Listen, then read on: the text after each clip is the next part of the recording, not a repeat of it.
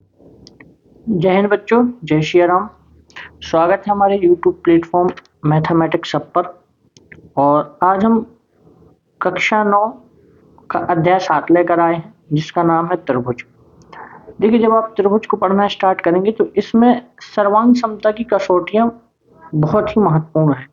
अगर आपसे त्रिभुज की सर्वांग समता की कसौटियां आ रही हैं, बहुत अच्छे से इनको आप फॉलो कर पा रहे हैं, तो आप जो भी सवाल हैं, जो भी प्रमेय हैं, उन्हें आसानी से सॉल्व कर सकते हैं। तो ये पहला पार्ट रहेगा। अध्याय 7 का दूसरा पार्ट आपको अगली वीडियो में मिलेगा। तो इसमें हम पहले इस चैप्टर के बारे में पूरी बेसिक चर्चा करेंगे और यहाँ से जो भी कॉन्सेप्ट बन सकते हैं उनके बारे में हम चर्चा करेंगे। तो आप यहाँ जब भी ए लिखा देखें तो उसका मतलब होता है एंगल, और हिंदी में उसे हम कोण कहते हैं। ठीक है। जब भी एस लिखा देखे तो वो साइड है, और साइड को हम भुजा कहते हैं। ठीक है।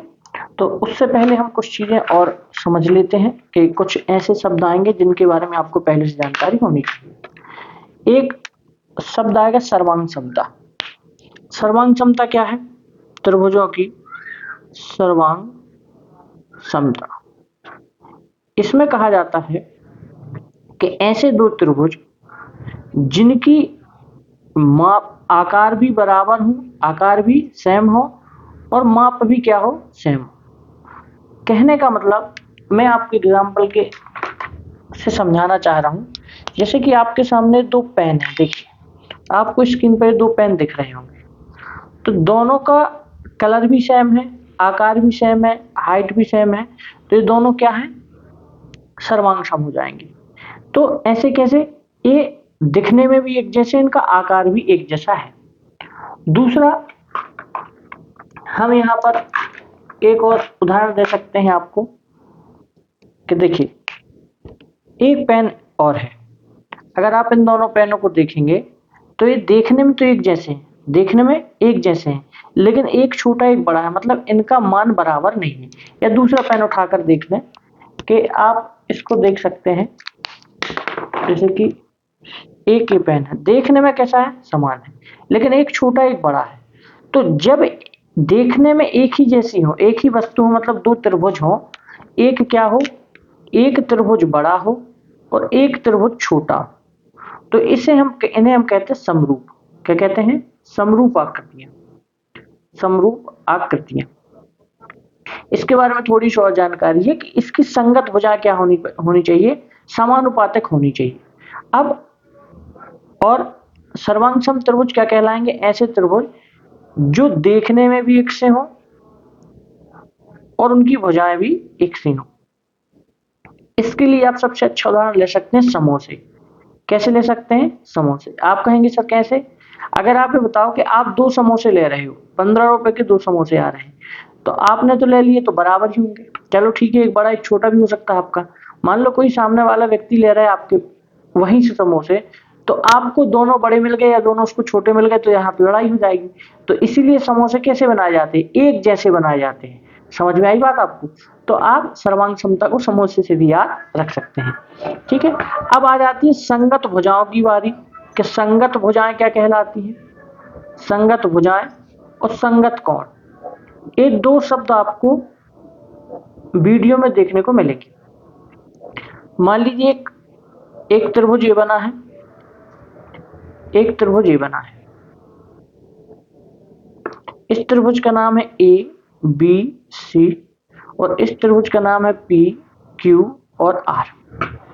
समझ में आई बात? तो आप देखेंगे जो इस साइड की भुजा है, इसके संगत वाली भुजा ये कहलाएगी। ए बी की संगत भुजा क्या कहलाएगी? P Q. बात समझ में आई? इधर ए सी की संगत भुजा क्या कहलाएगी? P R. AC की संगत भुजा क्या कहलाएगी? PR। देखिए बहुत बेसिक सी चीजें हैं, लेकिन ये बहुत सारे बच्चों को नहीं पता, इसीलिए आपको त्रिभुज बहुत कठिन लगता है। जब आप बेसिक जानकारी इकट्ठी कर लेंगे तो आपको बड़े सवाल आसानी से बन जाएंगे। और BC की संगत भुजा क्या कहलाएगी? BC की संगत भुजा हो जाएगी आपकी QR। आप भी साथ में बोलते चले तो आसानी होगी।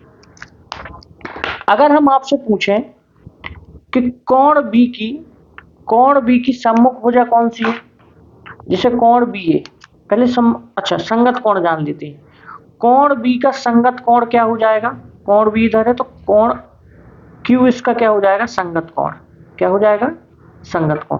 क्योंकि जब दो त्रिभुज सर्वांग सम होते हैं तो उनकी संगत भुजाएं एवं संगत कोण बराबर होते हैं। कहने का मतलब अगर ये 75 डिग्री है तो ये भी 75 डिग्री होगा। बात समझ में आई। यहां पर कोण ए का संगत कोण क्या कहलाएगा, कोण पी। तो कोण ए का संगत कोण क्या होगा, कोण पी। अगर ये 60 डिग्री है तो ये भी कितने डिग्री होगा, 60 डिग्री होगा, क्योंकि संगत कोण है। और कोण सी का संगत कोण क्या हो जाएगा, कोण आर। कोण सी का संगत कोण क्या होगा, कोण आर। तो अभी कितना हो गया, 135 तो ये हो गया, तो इधर कितना आ जाएगा, 45। तो ये भी कितने डिग्री होगा, 45। अगर ये भुजा 4 है तो संगत भुजा इसकी क्या थी, पी क्यू। तो ये भी 4 सेंटीमीटर होगी। अगर ये 6 है तो ये भी क्या होगी, 6 होगी। अगर ये 8 है तो ये भी क्या होगी, 8 होगी। तो बात समझ में आई। संगत भुजाएं समझ में आ गई आपको और संगत कोण समझ में आ गए। ठीक है। ए बी की संगत भुजा हो जाएगी पी क्यू, ए सी की संगत भुजा हो जाएगी पी आर और बी सी की संगत भुजा हो जाएगी क्यू आर। कोण बी का संगत कोण, कोण बी का संगत कोण कोण क्यू, कोण सी का संगत कोण कोण आर और कोण ए का संगत कोण कोण बी। इसे आप विशेष ध्यान रखें। ठीक। अब आ जाती है सम्मुख भुजा। सम्मुख भुजा क्या हो जाएगी, देखिए जैसे अगर हम कहें यहां कोण ए है, कोण बी है और कोण सी है, तो हम कहें कोण ए की भुजा क्या होगी, कोण ए की सम्मुख भुजा क्या हो जाएगी, बीसी। कोण ए की सम्मुख भुजा क्या हो जाएगी, बीसी। कोण बी की सम्मुख भुजा क्या हो जाएगी, एसी। और कोण सी की सम्मुख भुजा क्या हो जाएगी, एपी। इन्हें आप ध्यान रखना। आई होप इन्हें समझ गए होंगे। और जब भी देखिए त्रिभुज ए बी सी बराबर, जब ये चिन्ह लगाओ तो ये सर्वांग सम का होता है। त्रिभुज पी क्यू आर। अगर समरूप का होता तो क्या होता, समरूप का होता तो इधर लिखते त्रिभुज ए बी सी समरूप है त्रिभुज पी क्यू आर के। बात समझ में आई। इसमें बराबर नहीं होती, केवल देखने में बस होते हैं। तो आप क्या कह सकते हैं कि सभी सर्वांग सम, यहां पर एक चीज होगी, जो सर्वांग सम त्रिभुज होंगे वो समरूप भी होते हैं। सभी सर्वांग सम त्रिभुज समरूप होते हैं। यहां से क्वेश्चन बनता है, सभी सर्वांग सम त्रिभुज समरूप होते हैं। ठीक है। अब एक क्वेश्चन हो रहा था, क्या सभी समरूप सर्वांग सम होंगे, नहीं। तो आप ऐसा फिक्स नहीं कर सकते होंगे कि नहीं होंगे। मान लीजिए कि अगर दो समबाहु त्रिभुज मिल गए तो ये क्या होंगे, सर्वांग सम होंगे। ठीक है, सर्वांग सम होंगे। चलिए अब आ जाते हैं हम सर्वांग समता की कसौटियों पर। सर्वांग समता की कसौटियों में आपको 5 नियम ऐसे कब कब त्रिभुज सर्वांग सम हो सकते हैं उसकी आपको यहाँ पर कुछ कसौटियां, जैसे क्या है, एस ए एस, ए आपको याद रखना है, पूछे जाते हैं। A S A S, S S S और आर एच एस। आज हम इन 5 कसौटियों के बारे में चर्चा करेंगे, ये पहले पार्ट में। और सेकंड पार्ट में जब हम आएंगे तो हम इससे संबंधित प्रश्नों को हल करेंगे। तो देखिए आप यहां क्या कहा है पहले में, एस ए एस का मतलब भुजा कोण भुजा, साइड एंगल साइड, भुजा कोण भुजा। इसकी परिभाषा आपको याद कर लेनी और लिख लेनी है। यदि एक त्रिभुज की दो भुजाएं, यदि एक त्रिभुज, इसको हमने त्रिभुज दे दिया ए बी सी, इसको हमने दे दिया पी क्यू आर। अब आप समझ चुके हैं कि संगत कोण क्या है और संगत भुजा क्या है, मैं आपको बता चुका हूं। यदि एक त्रिभुज की दो भुजाएं और अंतर्गत कोण, मतलब देखो भुजा कोण भुजा, मतलब भुजा के बाद कोण आना चाहिए, फिर भुजा आनी चाहिए।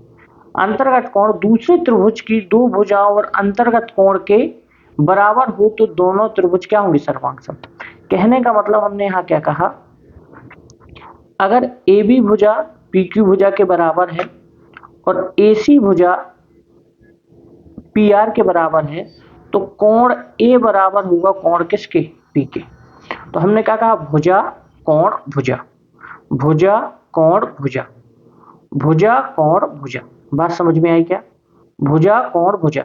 अब आप ऐसा नहीं कर सकते ये दोनों भुजा बराबर इधर एक कोण बराबर, तो गलत हो जाएगा। पहले भुजा आएगी, फिर कोण आएगा, फिर भुजा, मतलब दोनों भुजाओं के बीच में कोण बराबर होना चाहिए, तब कौन सी कसौटी लगेगी हमारी? SAS। बात समझ में आई? तो इधर संगत कोण क्या है? P है, और संगत भुजा क्या है? AB की संगत भुजा PQ है, और AC की संगत भुजा PR है। तो आई होप आपको ये चीज समझ में आई होगी। नेक्स्ट क्वेश्चन क्या है? ASA। देखो हमने इसको कैसे बच्चों को याद करवाया है, सास, आशा, आस मतलब शांत रहो, और RHS। तो अगर 3 याद हो जाते हैं तो चौथा याद रहता है, सास आशा आस। ठीक है, सास आशा आस, ऐसे आप याद कर सकते हैं। बाकी अगर आपका कोई और हो तो आप कमेंट करके और जरूर बताएं कि सर इसको हम ऐसे याद कर सकते हैं। इधर फिर से ABC, इधर हमने PQR। जब ये स्थिति बनेगी तो इधर क्या हो जाएगा?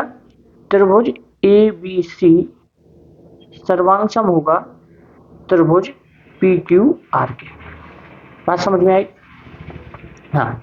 दूसरा क्या कह रहा है कि यदि एक त्रिभुज के दो कोण और अंतर्गत भुजा, अंतर्गत भुजा मतलब उन दोनों कोण के बीच आने वाली भुजा, अंतर्गत भुजा दूसरे त्रिभुज के दो कोण और अंतर्गत भुजा के बराबर हो तो दोनों त्रिभुज क्या होंगे? सर्वांग सम। मान लीजिए कि हमने कोण A ले लिया, तो कोण P, इसका कोण B। क्यों? क्योंकि सर्वांग सम त्रिभुजों में संगत कोण बराबर होते हैं और संगत भुजाएं भी बराबर होती हैं। अब ये हमने मान ली ये भुजा बराबर है तो इसकी भुजा ये बराबर हो जाएगी। अगर एक कोण बराबर है तो इसकी भुजा एक कोण बराबर हो जाएगा। तो आगे कोण भुजा कोण, कोण भुजा कोण। तो यहाँ पर क्या लग रहा है? यही तो लग रहा है ASA।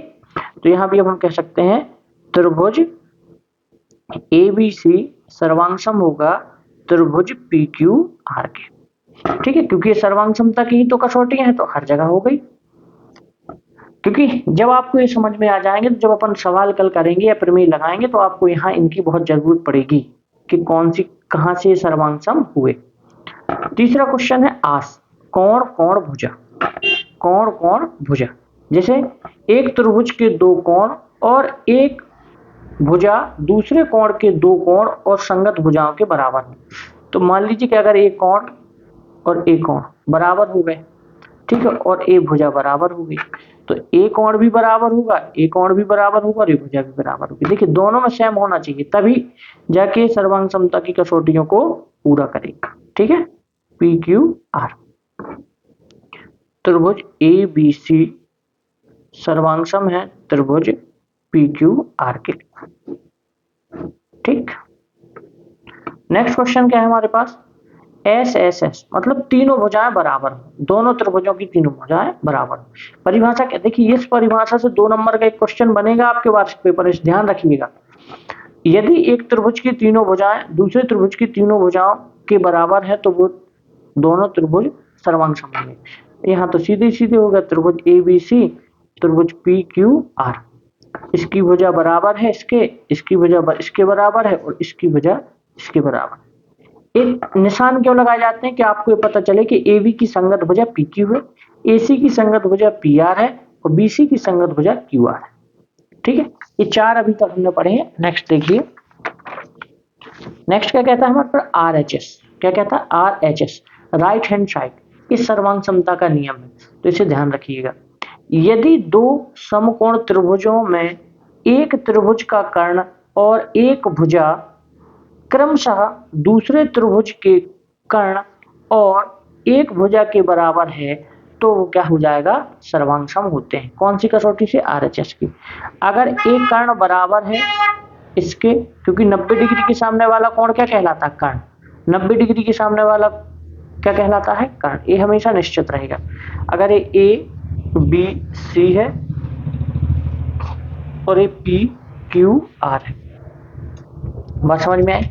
यदि दो समकोण भुजाओं में एक त्रिभुज का कर्ण और एक भुजा, तो मान लीजिए अगर ए भुजा इसके बराबर हो जाएगी, संगत भुजा बराबर हो जाएगी और एक कर्ण बराबर हो गए, तो यहाँ पर क्या लग जाएगा? समकोण त्रिभुज ABC सर्वांग सम हो जाएगा त्रिभुज PQR के। तो आई होप आपको ये सब चीजें बहुत अच्छे से समझ में आई होंगी। और इनसे संबंधित कुछ एक एक नंबर के प्रश्न बन सकते हैं, तो मैं आपको वो बता देता हूँ। और आगे जो भी प्रमेय होंगी वो आपको नेक्स्ट की वीडियो में मिलेंगी। और वो कब आएगी नेक्स्ट वीडियो? जब आप सभी लोग इस वीडियो को लाइक करेंगे। कमेंट आपको जरूर करनी है कि सर वीडियो कैसी लगी, ठीक है, साउंड अच्छा है नहीं आ रहा है, और इसको आप अपने दोस्तों के साथ शेयर करें और चैनल को सब्सक्राइब जरूर करें। जब अगर आप इन शर्तों को पूरा करेंगे तब आप नेक्स्ट वीडियो आपको इसकी मिलेगी, ठीक है, क्योंकि हम भी मेहनत करते हैं बेटा। अगर आप हमको सपोर्ट नहीं करोगे तो हम कैसे मेहनत करेंगे? हमको भी तो मोटिवेशन चाहिए कि हम मेहनत करें। चलिए देखिए, इससे कुछ महत्वपूर्ण क्वेश्चन बनते हैं, इनको आप देखें। त्रिभुज एबीसी और त्रिभुज बी, देखो जो मैंने आपको बता रखी है वो यहाँ पर लिखी है मैंने। क्या है? यदि त्रिभुज एबीसी और पी क्यू आर संगता है, तो मैंने बताया था कि एक कोण ए का संगत क्या होगा? कोण पी। कोण बी का संगत कोण क्या होगा? कोण क्यू। और सी का क्या होगा? आर। इधर कोण नहीं लगा तो कोण को अपन ऐसे ही लगा सकते हैं, ठीक है, ऐसे। बात समझ में आई? अच्छा, और इन पॉइंटों को याद रख लेना, यहां से एक नंबर का क्वेश्चन बनेगा। आईएमपी चीज है। दो आकृतियां सर्वांगसम होती हैं यदि उनका एक ही आकार हो और एक ही माप हो। मैंने आपको बता दिया, शुरू में ही बता दिया था। समान त्रिज्याओं वाले दो वृत्त क्या होते हैं? सर्वांगसम। क्या होते हैं? सर्वांगसम। अब आप इसका उदाहरण कैसे करेंगे? आप एक काम करें, अपने सभी लोग अपनी अपनी मम्मी की क्या करेंगे? दो चूड़ियां लें। क्या लें? दो चूड़ियां। उनको देखेंगे, उनको एक के ऊपर एक रखेंगे तो वो एक के ऊपर बिल्कुल सेम टू सेम होंगी, छोटी बड़ी नहीं होंगी, वो क्या होंगी? बराबर होंगी। तो ऐसी ही आकृति चाहिए हमको कि दो आकृतियां सर्वांगसम होती है यदि उनका आकार एक ही आकार हो और एक ही माप हो। तो आकार गोल रहेगा और माप भी उनका एक रहेगा क्योंकि दोनों को एक सी है। तो आप ऐसे कुछ एग्जाम्पल लेकर आप गणित को सीख सकते हैं। समान भुजाओं वाले दो वर्ग, समान भुजाओं वाले दो वर्ग सर्वांगसम होते हैं। बिल्कुल सही बात है। अब वर्ग की क्या कर सकते हैं आप? जैसे मान लीजिए कि एक पेज है, ये तो कैसा आयतनुमा है। अगर आप इसको वर्गनुमा काट लें और दो पेपर को एक साथ काट के रखें तो वो क्या बन जाएगा? वो भी आपका इसका सीधा सीधा उदाहरण बन जाएगा। और हम क्या कर सकते हैं? और उसके लिए आप वर्ग के लिए और क्या कर सकते हैं? वर्ग के लिए आप ऐसे समान समान माप के दो वर्ग बना ले कागज के और एक ऊपर एक रखेंगे तो सर्वांगसम हो जाएंगे, ठीक है। सर्वांगसम का मतलब क्या होता है? कि बिल्कुल बराबर, देखने में भी बराबर और माप में भी बराबर, कुछ भी उसमें ऊपर नीचे ना। नेक्स्ट क्वेश्चन क्या है हमारे पास? हमने इन दोनों को पढ़ लिया है, इनको आपको याद रखना, नोट्स बनाते जाना है इनकी। जो जो मैं आपको यहाँ पर पढ़ा रहा हूँ आपको वीडियो रोककर नोट्स बनाते जाना है, ध्यान रखें। नेक्स्ट क्वेश्चन क्या है? कि समान भुजाओं वाले दो वर्ग सर्वांगसम होते हैं, ये भी अपन पढ़ चुके हैं। नेक्स्ट क्वेश्चन क्या है? त्रिभुज की बराबर भुजाओं के सम्मुख कोण बराबर होते हैं। अब इसको समझो, मान लो कि अगर हमने एक कोण कह दिया ए भी 60 डिग्री का है, ए भी 60 डिग्री का है और ए भी 60 डिग्री का है। अच्छा सॉरी, बराबर भुजाएं बोला इन्होंने। अगर इन्होंने बराबर भुजाएं बोल दिया है, तीनों भुजाएं क्या है? एक बराबर है, तो इसके सामने क्या बनेगा? कोण 60 डिग्री, क्योंकि जब कोण बराबर होंगे तो सब समबाहु त्रिभुज ही बनता है 60-60-60 डिग्री का, ठीक है। तो यहाँ पर एक कोण क्या हो जाएगा? हो जाएगा कि त्रिभुजों के बराबर कोणों, त्रिभुज की बराबर भुजाओं के सम्मुख कोण क्या होते हैं? बराबर। और इसी तरीके से इधर हो जाएगा कि त्रिभुज के बराबर कोणों की सम्मुख भुजाएं क्या होंगी? अगर ये 60 डिग्री है तो बराबर होगी, इसके 60 डिग्री की इसकी भी वही माप होगी, इसकी भी वही माप होगी। कहने का मतलब अगर ये 7 सेंटीमीटर तो ये भी क्या होगी? 7 सेंटीमीटर, ये भी क्या होगी? 7 सेंटीमीटर। बात समझ में आई? तो इनको आपको देखना है। सॉरी, ये दोनों लाइनें एक दूसरे के विपरीत हैं। इसमें कह रहा है कि अगर त्रिभुजों की भुजाएं बराबर है तो कोण सम्मुख कोण बराबर होंगे। इसमें कहा है कि त्रिभुजों की बराबर कोणों की सम्मुख भुजाएं बराबर होंगी, तो ये याद रखना, ठीक है। और नेक्स्ट क्वेश्चन क्या है? किसी भी समबाहु त्रिभुज का प्रत्येक कोण कितने डिग्री होता है? किसी भी समबाहु त्रिभुज का प्रत्येक कोण कितने डिग्री का होता है? तो 60 डिग्री का होता है, इसे याद रखना। कौन से? समबाहु त्रिभुज का। किसका? समबाहु त्रिभुज का प्रत्येक कोण कितने डिग्री का होता है? तो 60 डिग्री का। अब यहाँ पर एक क्वेश्चन और बन सकता है जिसके लिए हम कर सकते हैं, त्रिभुज के तीनों अंतः कोणों का मान, तीनों अंतः कोणों का मान कितना होता है 180 डिग्री। कितना होता है ये, जिसे हम कह सकते हैं कि त्रिभुज के तीनों कोणों का मान कितना होता है 80 डिग्री। और एक क्वेश्चन और बनेगा कि त्रिभुज के बाह्य कोणों का योग, किसका, बाह्य कोणों का योग कितना होता है 360 डिग्री। धन्यवाद। ये वीडियो यहीं पर संपन्न होती है। ये फर्स्ट पार्ट है। अगर आपको सेकंड पार्ट चाहिए तो आप वीडियो को ज़्यादा से ज़्यादा शेयर करें, कमेंट में ज़रूर लिखेंगे सर हमको सेकंड पार्ट चाहिए है, वीडियो को लाइक करें। इसके बाद ही हम इसकी सेकंड वीडियो लाएंगे। अगर आप इतना नहीं करते हैं तो फिर हम इसको यहीं छोड़ देंगे। ठीक है, धन्यवाद। जय श्री राम।